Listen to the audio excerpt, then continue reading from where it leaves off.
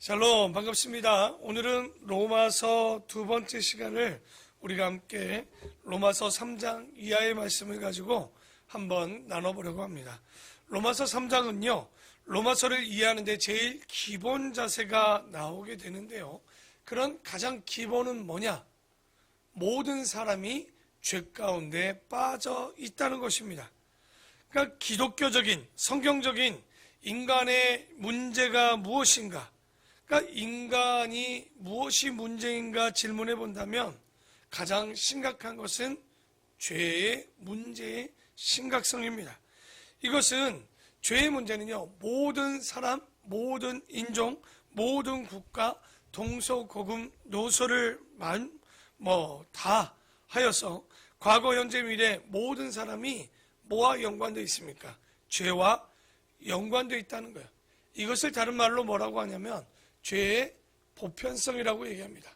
그러니까 이것은 누구도 벗어날 수 없는 보편적으로 모든 죄의 문제가 있다는 거죠. 그러면 묻지요. 믿음의 증거가 뭐냐라고 묻듯이 여러분 죄를 지었다는 증거가 뭘까요? 모든 사람이 죽는다는 겁니다. 죄가 보편적이기 때문에 죽음 또한 누구에게나 보편적으로 다 있을 수밖에 없다는 거예요. 아무리 돈이 많아도, 아무리 권력이 있어도, 아무리 건강해도요. 결론은 뭡니까? 죄의 삭은 사망입니다. 이 보편적인 것을 어떠한 사람도, 어떠한 인간들도 벗어날 수 없음을 성경은 얘기하고 있는 거죠.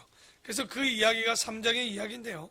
3장 9절에 보면 그러면 어떠하냐? 우리는 나으냐?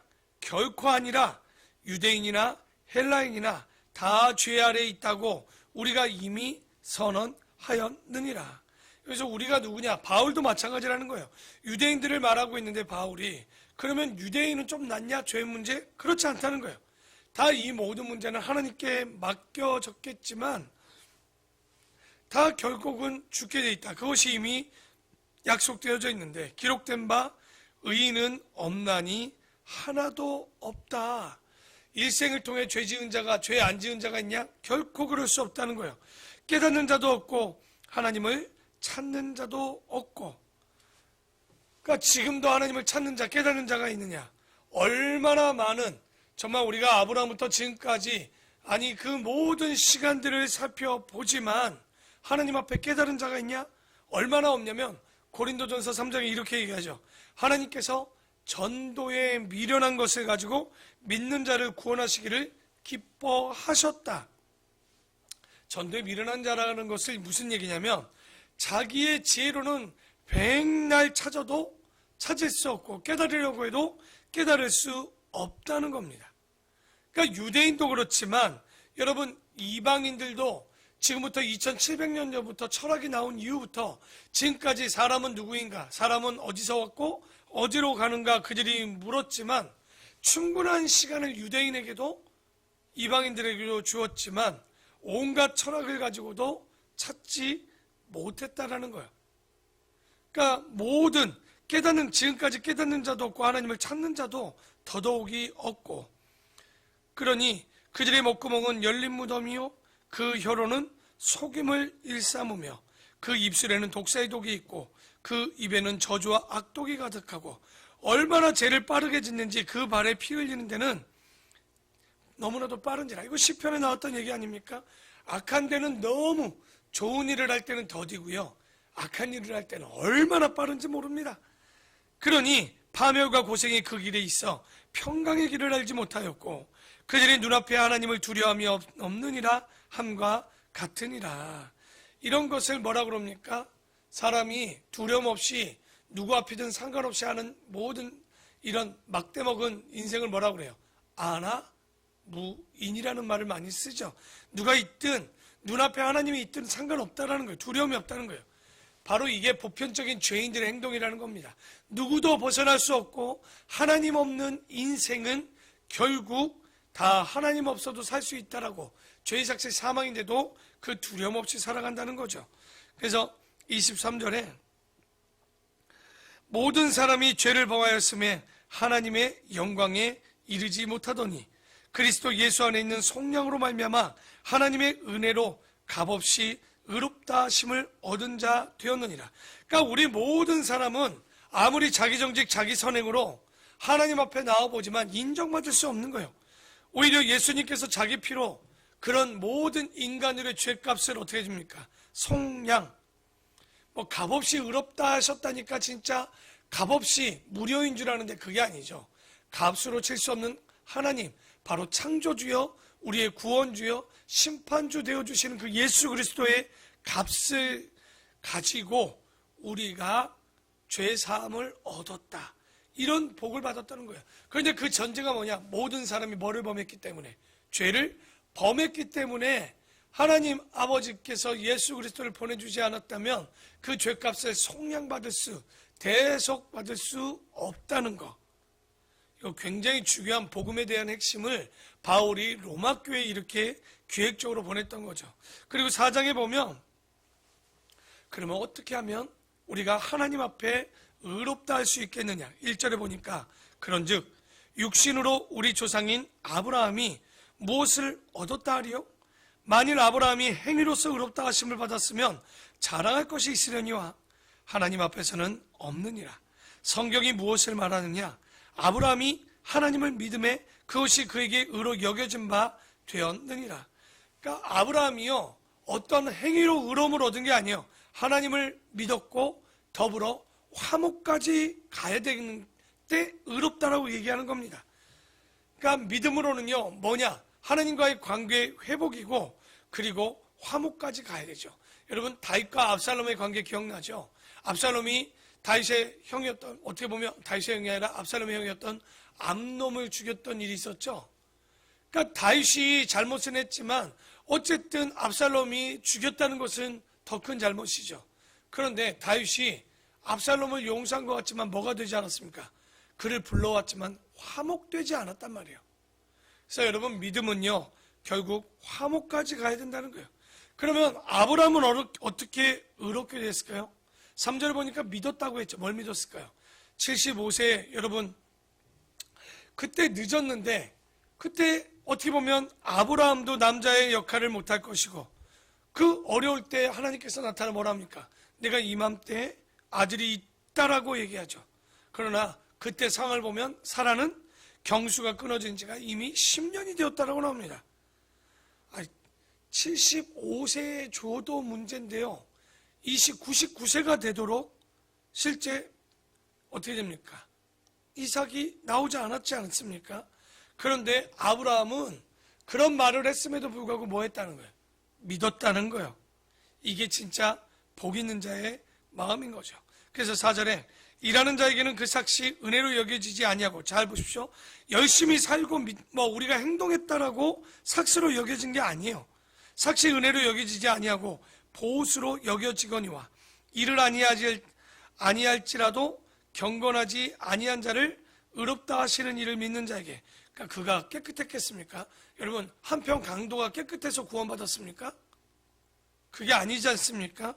그의 믿음으로 의로 여기시나니 일한 것이 없이 하나님께 의로 여기심을 받은 사람의 복에 대하여 다윗이 말한 바, 불법이 이 악한 자가 사함을 받고 죄가 가려짐을 받는 사람들은 복이 있고 주께서 그 죄를 인정하지 아니하실 사람은 복이 있도다. 이거 시편 36편의 말씀인데 다윗의 묵상했던 것 같은데, 우리가 불법이 있고 죄를 범하고 허물이 있을지라도 하나님께서 그 죄를 인정하지 않으시겠다는 거예요. 예수님께서 죄값을 지불할 각오가 있으니 그런 우리의 죄값을 준비가 또한 되어 있으니까 어떤 사람들의 죄들은 간과하고 덮어 주시겠다라고 이야기하죠. 다시 말해서 4장의 이야기는 우리가 의롭다 칭함을 받을 때는 우리가 의로운 행위로 그런 값을 받은 게 아니에요. 그것을 자랑치 못하게 하시려고 그런 일도 하지 않으십니다. 결국 뭐로 우리가 의롭다 칭함받냐? 믿음이요, 더욱 가서 하나님과의 화목을 이루어질 때 가능하다는 거죠. 그리고 5장에 보면, 이게 5장도 만만치 않고요, 6장은 원죄의 문제를 다스리고 있는데 5장은요, 그러므로 1절입니다.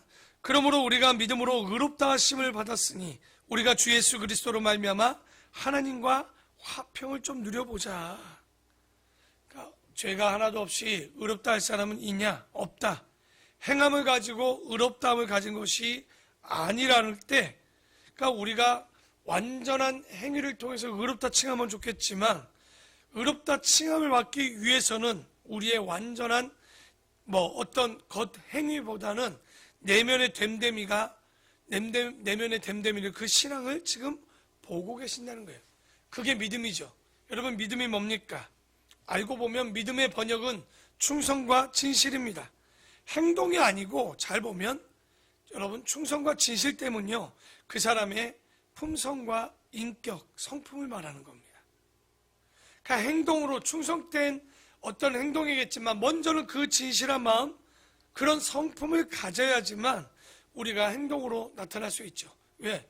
바리새인들은 얼마든지 행동으로 바른 것처럼 보였잖아요. 그런 걸 우리는 뭐라고 표현했습니까? 외식이죠. 외식이 뭡니까? 겉과 속이 다른 사람들을 얘기합니다. 그러면 외식이 아닌 진실은 뭡니까? 겉과 속이 하나 된 사람. 그러니 곧 믿는다는 것은 그 사람의 됨됨이가 진실되고 충성되고 정직한 사람을 얘기하죠. 그런 사람이 의롭다는 거죠. 5장 6절입니다. 우리가 아직 연약할 때에 기약대로 그리스도께서 경건하지 않은 자를 위하여 죽으셨죠. 그러니까 지금보다 더 형편없을 때도 주께서 전혀 경건치 않는 우리를 위해서 죽으셨고, 의인을 위하여 죽는 자가 쉽지 않고 선을 위하여 용감히 죽는 자가 혹 있겠지만, 우리가 아직 죄인되었을 때 그리스도께서 우리를 위하여 죽으심으로 하나님께서 우리에게 대한 자기의 사랑을 확증하셨느니라. 이게 왜 중요할까요? 정말 여러분 8절의 말씀 보면 뭐라고 나옵니까? 우리가 아직 죄인 되었을 때요. 우리가 항상 믿음 없음 때문에 초조하고 불안하고 염려하고 고난이 많은 이때에 그 죄인된 우리를 위하여서 정말 눈물 나는 얘기예요. 우리를 사랑하심으로 어떻게 했다는 거예요? 우리를 위하여 죽으시고 우리에 대한 자기의 사랑을 확증해 주셨다. 오늘도 우리 마음 가운데 염려와 두려움, 진짜 내일이 어떻게 될지 몰라 두려운 사람도 너무나도 많이 있습니다.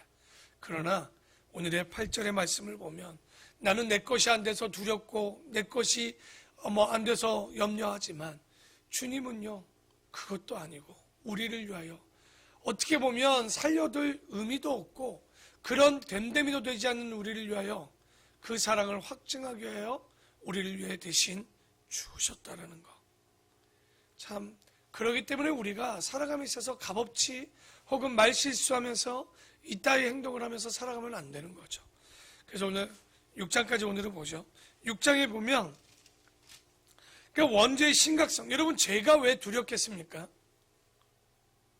죄라는 것이, 죄의 성질이 실제는 사람을 나쁘게 하죠. 사람들은 그렇게 얘기해요. 죄 졌습니까? 그러면 자기 윤리 도덕적으로 깨끗하게 살았고 남들에게 피해 준 적이 없고 교통법규를 어긴 적도 없고 법을 어긴 적이 없다고 얘기합니다. 그때 그 사람이 죄인일까요? 죄인이 아닐까요? 죄를 안 졌잖아요. 죄인이 아닐 수도 있다라고 얘기합니다. 그러나 잘 보면, 자 봅시다. 사과나무에 사과가 열려야 사과나무입니까? 그냥 사과나무입니까? 열리지 않아도 사과나무의 원래 원목은 사과나무인 거예요. 근데 우리는 죄의 결과물이 열려야지만 그게 사과나무인지를 깨닫겠지만 실제 우리는 죄인인 거예요. 그러니까 죄의 열매가 열렸다고 죄인이 아니라 죄의 열매와 상관없이 이미 우리는 뭐라는 겁니까? 죄인이라는 거예요. 이게 원죄라는 거예요. 아담을 통해서, 하와를 통해서 들어왔던 죄의 근원, 첫나무의 열매, 한 사람으로 들어왔던, 5장에 그래서 한 사람의 죄를 통해서 들어왔다. 그 아담의 죄 때문에 우리는 원죄가 있음을 이야기하거든요. 그래서 결론은 뭐냐? 죄인이기 때문에 죄를 짓는 거예요. 실수해서 죄를 짓는 게 아니라 우리가 벌써 이미 사과나무, 죄인이었다는 거죠. 세상 것 안 훔쳐도 여러분은 죄인입니다. 그러니까 우리가 이 죄성을 어떻게 하면 그러면 벗어날 수 있을까? 그러니까 바울이 뭘 가지고 얘기하는지 압니까? 자기 내면에 선한 일을 하지만 결론은 뭡니까? 내면에는 뭐가 있냐? 악이 있다라고. 오라, 맨날 그 공고한 자로다라고 얘기하는 게 뭐냐면 아무리 잘하려고 하지만 나는 죄인인 거야. 아무리 내가 노력하지만 나는 이것을 벗어날 수 없는 거예요. 아무리 내 의지와 내 행동을 가지고 죄를 벗어나고 싶지만 벗어날 수 없다는 얘기입니다. 그러면 어떻게 되냐? 6장 6절에 보면 이렇게 얘기하죠. 우리가 알거니와 우리의 옛사람이 예수와 함께 십자가에 못 박힌 것은 죄의 몸이 죽어 다시는 우리가 죄의 종로로 타지 아니하려 함이니. 이게 뭐냐면 여러분, 하나님과 죄의 신랑이 있는데 죄의 신랑하고 결혼하면요, 그 사람과 벗어날 수 있는 건 뭡니까? 이혼을 해도 쉽게 못 벗어납니다. 그렇죠? 잘 알 거예요. 그럼 어떻게 됩니까? 죽어야 돼요. 그 사람이 죽으면 그냥 끝납니다. 여러분, 우리나라의 법들도요, 아무리 그 사람이 죄를 져도요, 어떻게 합니까? 그 사람이 죽으면 그 죄는 다시 기소할 수 없어요. 그냥 죄는 사라지는 게 됩니다. 마찬가지로 바로 6절에 그런 얘기하는 거예요. 우리가 십자가에 못 박힌 적은 없습니다. 그런데 사도 바울은 우리가 예수님과 함께 어디에 못 박혔다고 합니까? 십자가에 못 박혀 죽었대요. 이걸 다른 말로 뭘까요? 세례. 5절에 보면 우리가 그 죽으신과 함께 연합되었다라고 나오죠. 죄 씻고 내가 죽고 그리고 뭐 되는 거예요? 주님과 연합하는 거. 이걸 다 뭐라고 그랬죠? 세례라고 하죠. 왜 세례가 필요하냐? 죄의 삭은 6장 23절에 나오죠. 로마서. 바로 죄의 삭은 사망이다라고 얘기합니다. 죽어야 되는 거예요. 근데 내가 죽어야 되는데 누가 대신 죽어주신 거예요? 예수님께서 죽었다는 거. 예수님께서 우리를 위해서 죽으셨다는 게 세례입니다. 나도 죽지만 예수님이 나와 함께 죽었기에 죄서방과의 영원한 이별이 될 수 있었던 거죠. 그래서 이는 죽는 자가 죄에서 벗어나 의롭다 하심을 얻었습니다.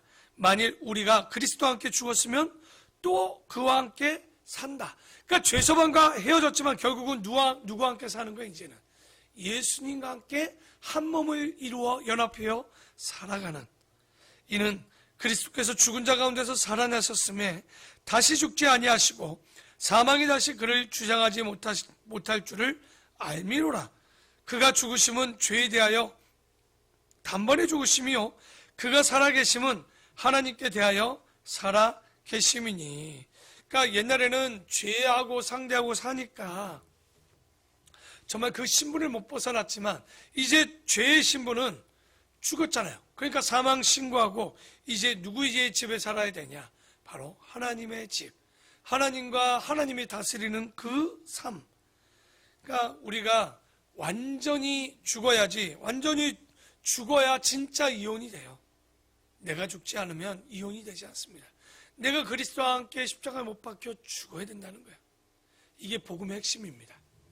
그분이 나를 위해서 죽었다고 하지만 그분이 나를 위해서 죽었기에 나도 죽어야 된다는 거지, 그분만 죽고 나는 사는 것이 아니라는 얘기입니다. 그분과 함께 죽어야 되고 결론은 뭐예요? 8절, 10절처럼 그분이 사셨기에 나도 어떻게 되는 거예요? 살게 되는 거죠. 그래서 14절에 죄가 너희를 주장하지 못하리니 이는 너희가 법 아래 있지 아니하고 이제 율법이 아니라 어디 아래 있기 때문에 은혜 아래 있게 되기 때문에. 법 아래 있으면 죄의 삭은 사망이거든요. 근데 법 아래 있어서 죽었죠. 이제 그러나 법 아래 있지 아니하고 누구 안에 있는 거예요? 그 하나님 안에, 그 은혜 안에, 사랑 안에 있는 거죠. 그래서 우리의 몸은, 나의 몸을 하나님이 주장하냐 아니면 나의 사리 사욕, 사탄이, 마귀가 나를 주장하느냐. 우리의 인생길에는 두 가지밖에 없습니다. 자꾸만 세뇌 길을 찾지 마십시오. 하나님의 길이냐 아니면 사리 사욕의 길이냐. 그 죄에 대한 문제는 로마서 1장에도 우리가 계속 얘기했죠. 그 죄에 대한 모든 이야기들 하지 않습니까? 그것이 우리 안에 있는데 20절에 이제 결론적인 이야기입니다. 너희가 죄의 종이 되었을 때는 의에 대하여 자유로웠느니라. 왜? 자기 법대로 살았으니까. 너희가 그때 무슨 열매를 얻었느냐? 이제는 너희가 그 일을 부끄러워하나니 이는 그 마지막이 사망임이라.